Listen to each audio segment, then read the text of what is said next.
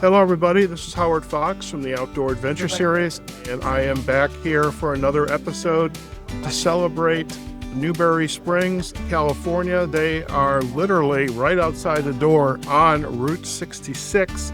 I'm sitting in the Bagdad Cafe, and a very distinguished gentleman is sitting right across from me. His name is John Wease. I want to let John tell you a little bit about himself rather than me having this long introduction, but John, it's a pleasure to have you join us on the podcast and really helping me celebrate Route 66, Newberry Springs, and really the community. Everybody that's here really feel very special and love this community and places like the Bagdad Cafe. So thank you for joining today. Thank you. Pleasure to be here. And that's great. So, John, I would love, first off, how long have you had a connection to Route 66? Well, I've been a long-time resident of Newberry Springs. I lived here the first time 1979 through the 83 or 4. Moved away, retired in 2004, moved back, been here ever since. Okay. So, different kind of place to live, but it's one of those places you love or hate, and okay. It's quite a community. What, as you have lived here and moved away, come back, what really kind of grounds you here in this community? And I know that everybody feels very special about the community. What has really made this unique for you that you started here, you left, and you came back, and now you've retired? Part of it's the isolation that you feel. You have to drive 30 miles to go to the store. Okay. So we do like the old pioneers. We go to town, we get the groceries, we go to Home Depot, we make all of our trips, and then we come back home. Sometimes that's a pain if you need one thing and you have to make a long trip. But on the other side, you don't have the crowds of people, you don't have traffic. Which I jokingly told my wife on the way here, we had to wait for one car to go by Route 66 to make the turn. I said, we got a traffic jam in Newberry Springs today. Oh, boy. The people are independent. The people have a lot of pride. Okay. I think we appreciate the little that we have here, like the cafe, like the barn, the old roadhouse, restaurant bar up the street. The little pistachio festival has grown into a huge event. We're doing another event in May. We're my wife and I are part of the Chamber of Commerce, Newberry Springs Economic Development Association. We're the co-directors of the Newberry Springs Garden Club, so we're trying to get involved with the community and make it a better place, but keep it rural. Okay. And as far as the economic development and the Chamber of Commerce, and what are some of the activities that really keep, the community engaged? Because this is a great place. As you said, it's isolated, so you have to want to come here. But what helps people stay or even want to consider coming into this community?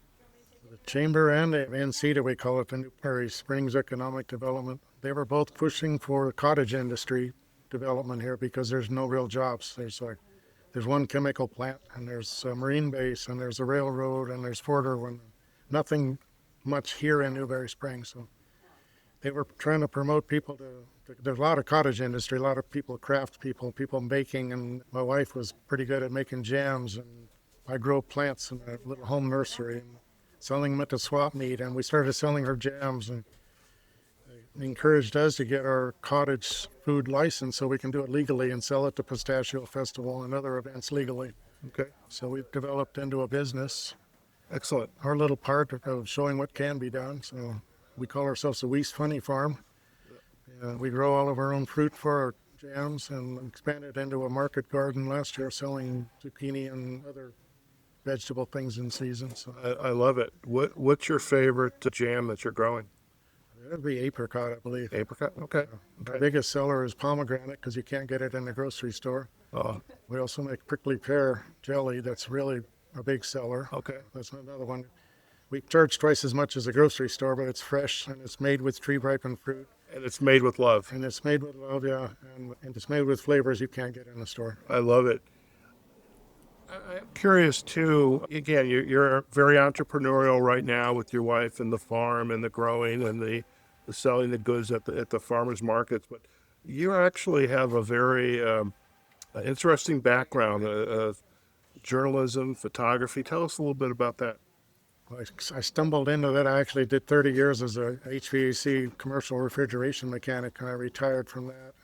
Jim Conkle has a Pulse Media, Pulse Publications newspaper, monthly newspaper, and sends out thousands of them to people free. So I got one in the mailbox, and in his editorial, he said he needed writers, just somebody to handle ad sales out in this area because they're based on the other end of the desert, of our high desert area.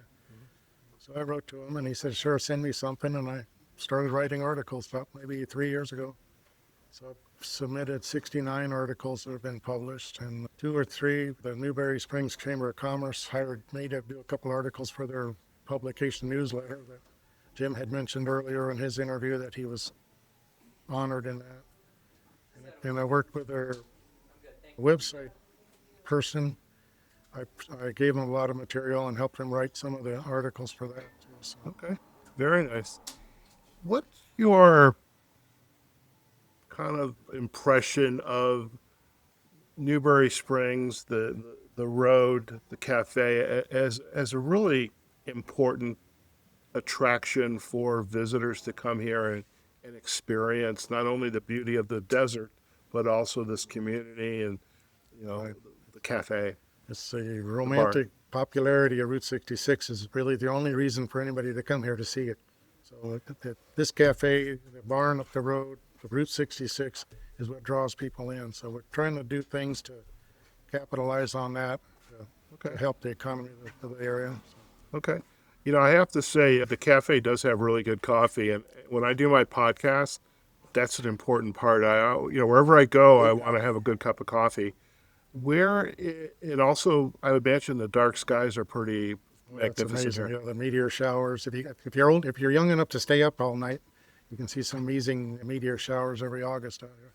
Fantastic. Well, I have another reason to come back now because I'm very much a dark sky kind of guy. And there's several bed and breakfasts. They're not bed and with breakfast, but what are they called?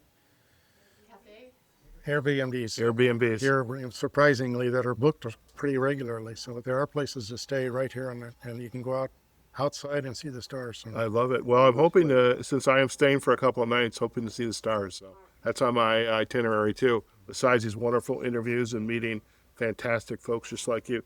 John, it's been a pleasure to have you as a guest on the Outdoor Adventure Series podcast and helping to celebrate this anniversary of Route 66 and really celebrate the sights and experiences like the Baghdad Cafe. So thank you so much. thank you. It's been a pleasure. Take care. All right, folks, this is Howard, and we're going to be signing off on this episode of the Outdoor Adventure Series. Remember, you can find us online at outdooradventureseries.com. We are on Facebook and LinkedIn on our Outdoor Adventure Series pages. We'll have a YouTube video up on our channel. And, of course, you can listen to this podcast wherever you get your podcast from. Okay, folks, wherever you are, whatever you're doing, go out there and have a fantastic day. We'll see you soon.